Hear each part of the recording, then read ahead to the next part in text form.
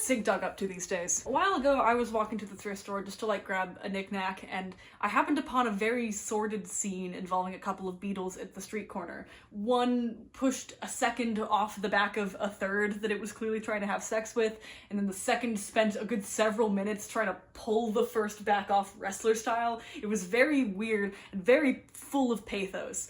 It made me think of the book Serious Weakness, a book that I love and cannot recommend to fucking anybody. This book's author, Porpington Charity Heartscape, already describes a lot of their work as bug-like. I had video footage of this whole thing, and I considered sending it to them with a little cheeky message on their RetroSpring before realizing I don't think RetroSpring takes input other than text. It then occurred to me that I could put the videos into like a Google Drive link and post that, at which point the phrase Google Drive bug sex popped into my head.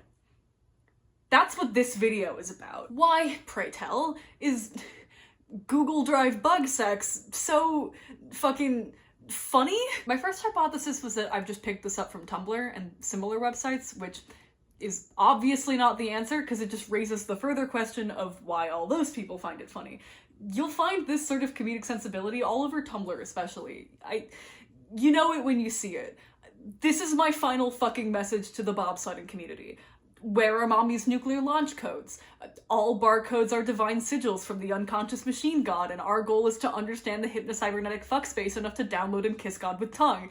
Weather boy derogatory, power word scrunt, sink dog. What if dog, but also sink? Sink dog's not just funny, she's like actively compelling. This isn't going to be a video essay about Sink Dog. I can't do that justice here and now. I will recommend Utility Monster Girl's Ode to Sink Dog if that's what you're looking for. So, why?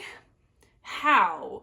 What? In his book, The Dream Frontier, Mark J. Bleckner coins the term interobject to refer to objects in dreams that partially combine two real-world objects to create something that could not possibly exist in waking life. Something that is between a cell phone and a baby. A seal that is simultaneously a large ship. I was introduced to the term interobject being used in a much broader sense to just refer to like anything that is contradictorily also something else, the way that 7 is orange to my synesthesia, or how someone in a dream can look like a stranger but be recognized as a family member as the result of a disjunctive cognition.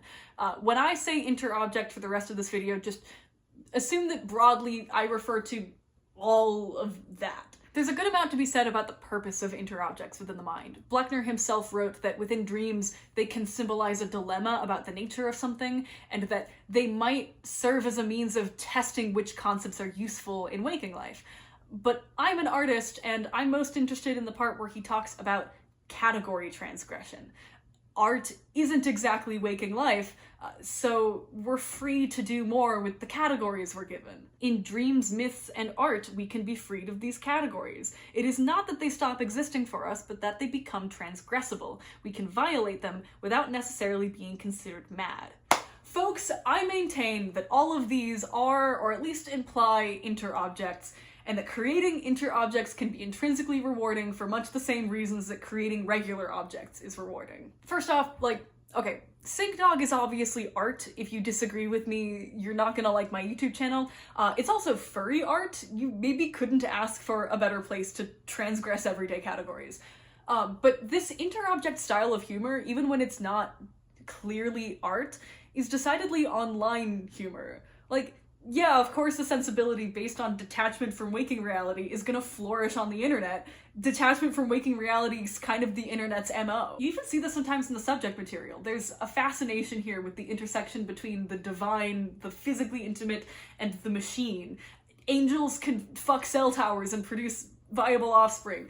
You can download and kiss God with tongue. Like, what is that? That feeling of what is that and the subsequent attempt to untangle the question, I feel is the aesthetic heart of this sensibility. Like, yeah, humor relies on the unexpected, but these jokes aren't just juxtaposing two unexpected things, they're juxtaposing things that could not otherwise exist together.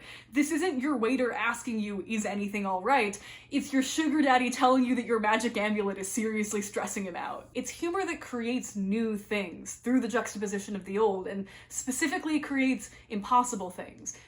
You might be thinking at this point, hey, magic amulets are already impossible, why is this necessary? But no. A unicorn is not strictly impossible if, as we normally do, we define it to be a mythical creature. Like, yeah, myths exist in that we tell them. Mythical things exist as ideas. That's always been fine.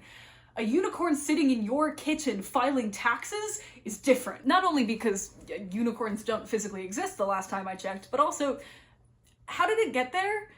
In your kitchen? What is it writing with? Or is typing? Is it making an income?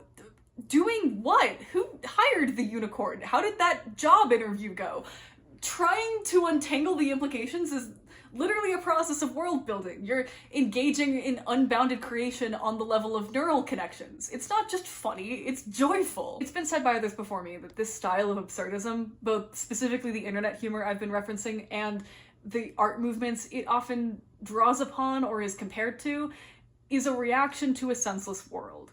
Politically, environmentally, economically, much of what's horrifying about the state of things is that, much like power word scrunch, if you will, it doesn't make any sense, and it doesn't care to catch you up. Porpentine Charity Heartscape actually has a really good example of this in the form of Mall School. It's a short story in a day in the life of an unnamed teenage girl who attends mall school, whatever that means. It's an aesthetic-driven Y2K dystopia for the world of 2016 onward. Capitalism, digitalization, poverty, and emotional numbness run rampant in every paragraph. The absurdism of the world is obvious. Everyone's got high-tech surveillance devices on them, but the shoplifting detector gates can just be walked around. No one is healthy here. The main character gets her period every week, and there's a scene where she puts in her tampon while sitting at the fountain in the mall. Like, the absurdism is not trying to hide behind walls here the way it so often does in real life. And as far as interobjects go, yeah, you can't get through a sentence without seeing one of them.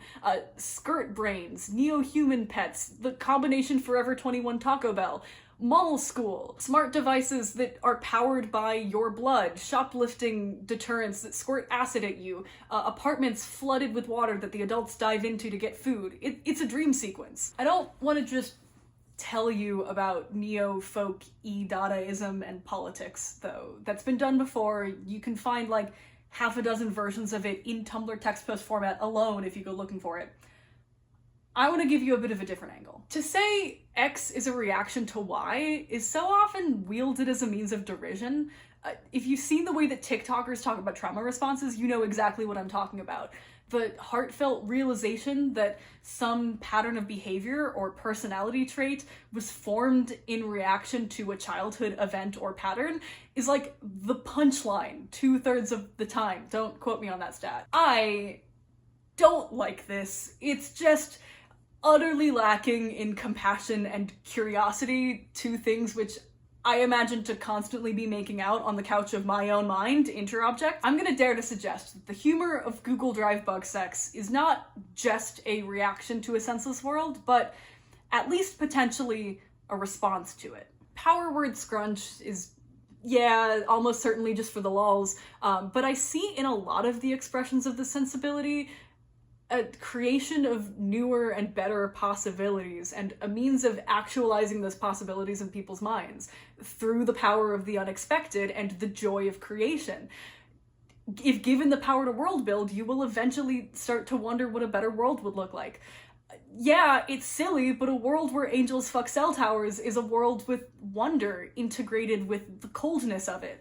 A world where #girl is synonymous with ferality and divinity is, I mean, it's probably not perfect, but it sounds a lot better than this one. A world where all of these limitless possibilities are just out there and ours for the taking and making and trying out. That's our world. A world that often forgets or wants us to forget the possibilities and impossibilities that can be unlocked through experimentation and play. I don't want to spin Heartscape as like not someone who makes art about things that are irrevocably fucked up and devastating. But even in mall school, with all of its buggy dystopia, there's another layer of interobject-y combination going on here. A world that is simultaneously horrifying and comforting. terrible and tender? What if, even in this Y2K dystopia, I had a hand to hold, and that was good? What if dog but sink? What if fetish but wholesome? What if human form but limitless? What if strange and maybe a little off-putting, but lovable and utterly welcome? And maybe most importantly, what if dog but sink but also Ophelia? Nothing is off the table, everything can produce viable offspring with everything. Not only has it never been easier to create a new concept, it's also actually always been this easy. You decide the parameters, you add all your favorite ingredients, you grapple with the ramifications, and both of you come out the victor for it. You maybe create an art object out of the results and inflict upon other people's brains the same joy that's overtaken yours. Turn on, tune in, fuck around, and find out. Come on, Natanya, it's not that deep. Maybe not when you found it. You just sound mad that I found gold with this shovel. Let that sink in.